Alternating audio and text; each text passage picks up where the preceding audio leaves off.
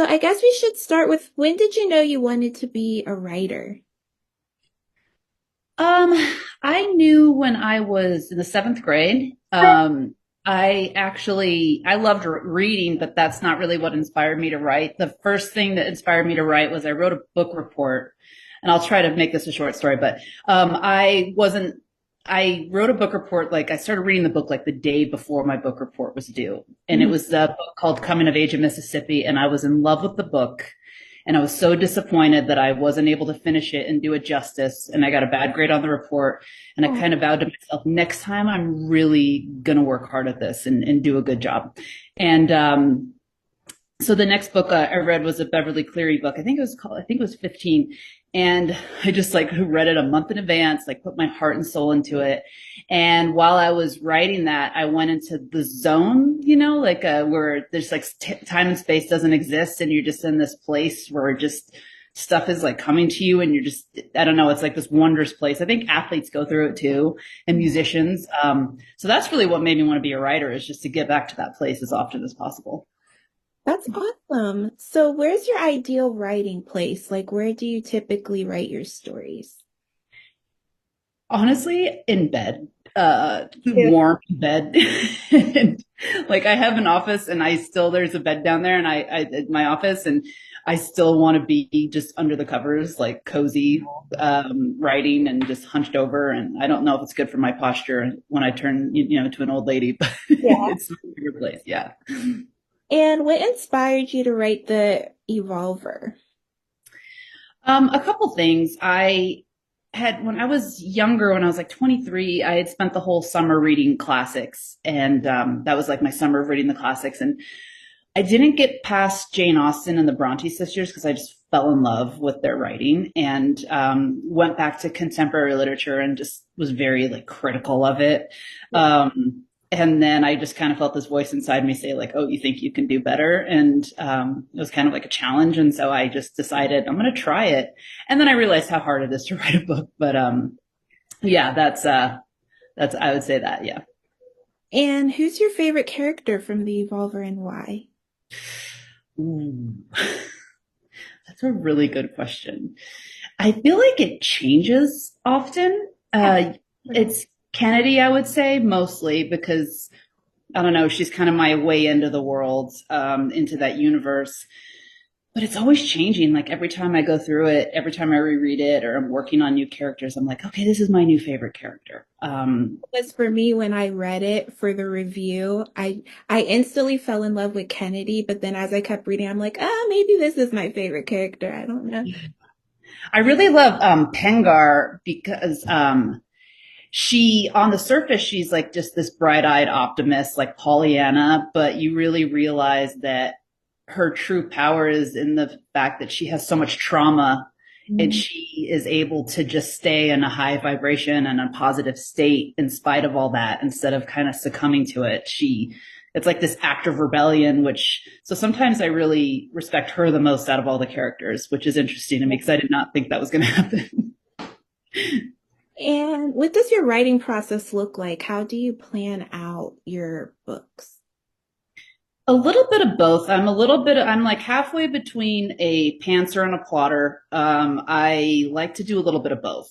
So I'm not somebody who has like a rigid storyline. I like to know the ending ideally so that I can kind of, all paths can lead to that. But like right now I'm working on book two, and honestly, I know like vaguely the ending, but I'm discovering new stuff, which is kind of fun to be open to discovering kind of where characters want to go, but while still having the major kind of plot points in my head, but just kind of discovering how each character wants to get there.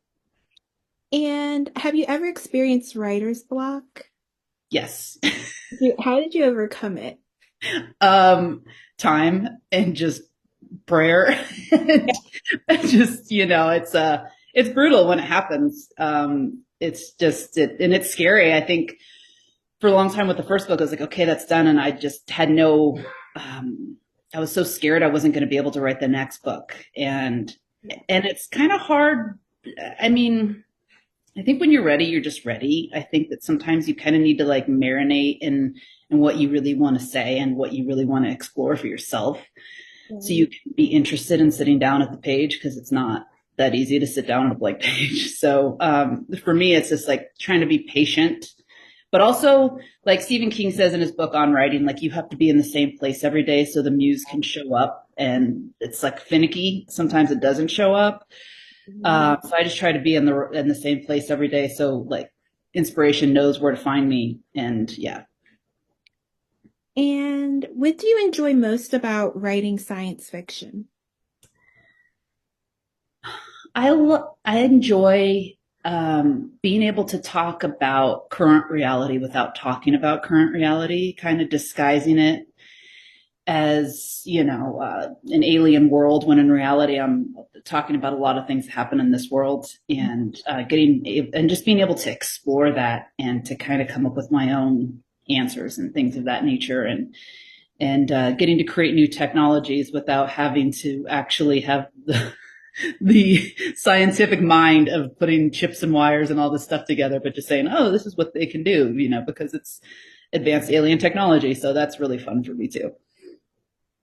And what is the most challenging part about writing in the science fiction genre? The science part, the science part is the hardest because I want to honor science and I want to honor what we do know and the brilliant minds that have to, get us to these next steps in our evolution and stuff. But at the same time, like the Evolver is a current day story, which a lot of people don't do because we on Earth don't have the technology to travel to distant planets. But my kind of magic system around that was that these aliens have the power. So they're just like thousands of years ahead of us technologically. So they can do it. So they can come here and they can come scoop Kennedy up and go. So the science, because you want to honor it. I think that the limit of the universe with nothing traveling faster than speed of light was really hard for me. And I eventually just had to say, well, come up with the magic system I just told you about, which is just, they can just do it because they're a super advanced aliens. So, And what risks have you taken with your writing that have paid off? uh, so it was really, I've taken a lot of risks actually. You mean with like the business side of it or the creativity side of it? Both. Both. Um, the business side of it, I've just invested a lot of time and money into it, which has been super rewarding.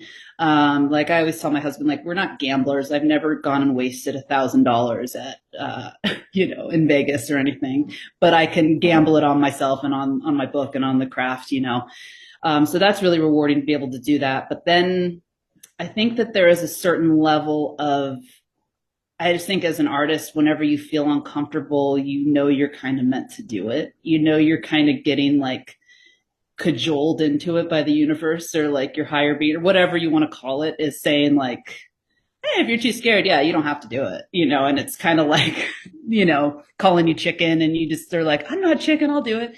And I feel like that can be really rewarding too. Like yeah, so there's a couple of things, that, that you just have to keep pushing yourself and taking the risks and stuff. So, So, do you self-publish or are you through a traditional company? I started my own publishing imprint. So yes, and I really then. So speaking of what we were just talking about, like I invested the money to make it as professional as possible. Hired multiple editors, paid for the artwork. Paid for it to just look super professional, and went to kind of painstaking lengths to make sure it looked like a professional product. So it's weird, right? And you know this, it's like sometimes when you say self-publishing, you think somebody's just like, oh, I uploaded it and here you go. Yeah. And self-publishing for me, it feels more like a business, like Yeah. it's like the difference of recording something in your garage if you were a band versus renting a studio and hiring a professional producer to put it together so it sounds like a professional product. So yeah, so self-published, yes, but in my own kind of way. And what is the most valuable piece of advice someone has given you throughout your writing journey? I went to the Second City in LA, which is an improv school. And they had a really great writing program, and I was the first version of it. And so we got to learn how to write late night for like late night jokes. We got to learn how to write TV sketches, movies, and in the screenwriting class, my teacher told me, you have to put your characters through hell. And I think at that point, I was putting my characters through like, oh dang it, it was like, like just a hallmark level of tension or whatever. So I think for me that was like the biggest thing was to just and also Stephen King. Speaking of on writing, is uh, the path to hell is paved with adverbs, Mhm. and so sometimes I am constantly like, checking the strength of my writing by, I think the example that he uses is like, you go to hell, she said angrily. And it's like, there's only one way to tell someone to go to hell. Like, you don't have to put, so that really helped me too, just kind of checking the strength of the dialogue without having to add those adverbs. And who's your biggest advocate for your writing? Does your family read your books? My husband is my biggest advocate, and he never gets to read my books the way, or my book the way other people get to. He never gets to go in fresh. I'm constantly like saying out loud, like, and then this happens and this happens. And just the act of me saying it out loud, and telling him the story, I'm able to see kind of plot holes and things just kind of come to me as I'm saying it out loud to him. But I feel bad for him because he never gets to just go in fresh. And so, but my family has now read it. Yes. And they all love it. And they're all being extremely supportive, which is like, phew, but yeah. That's amazing. And how do you handle constructive criticism? Like if someone reviews your book and they weren't too keen on it, how do you handle that? Um, I have, so I think it's really weird as an artist. I think you kind of have to protect your artist ego a little bit. You kind of have to protect yourself because if you let too many people into that space, it just becomes too crowded and you don't have that like that pure access. So I wait like 48 hours if it's super cruel or or brutal. I've been pretty lucky. I haven't received too brutal of most of the things I've been receiving have been like, I wish there were more of this or more of that, and I actually find it super helpful because I'm like, oh cool, I'm writing book two, I can definitely put that in, and thank you, I didn't even think about that. So sometimes it can be super helpful in that regard, but sometimes people just don't connect with it, and that's okay too. It's not for everybody, but I wait 48 hours and then I review it and see if there's anything I can take from it. And usually I can find something I can take from it, if not all of it. So, Yeah, I agree with you. I love seeing reviews for my children's books because I just feel like they help me grow and develop mhm. artists, Yeah. especially if And it comes from a kid because I'm like, okay, yeah, it resonates with them. oh, I love that. Yeah. Yeah. They're, they're pretty smart. So Well, thank you so much for giving me your time today.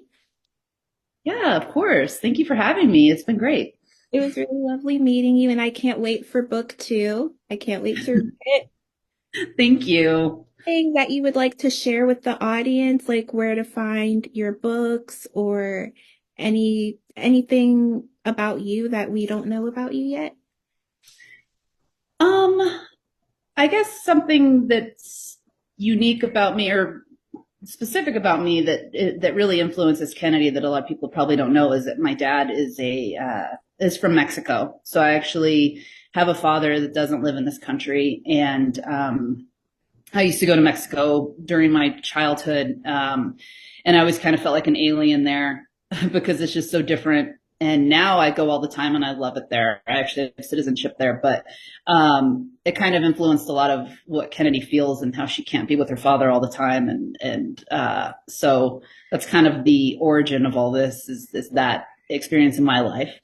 But if people want to find the book, it's at www www.jessicagracevargas.com. It's on Amazon and it's on barnesandnoble.com.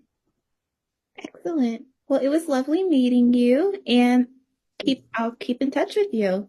Thank you. I look forward to it. And I'm going to check out your books too. So I'm going to go on your website. Is it on your website or on your Instagram? It's on my Instagram. Yeah. Okay, definitely. Thank you so much for your time. I appreciate it. You're welcome. Have a great rest of your day. You too. Bye.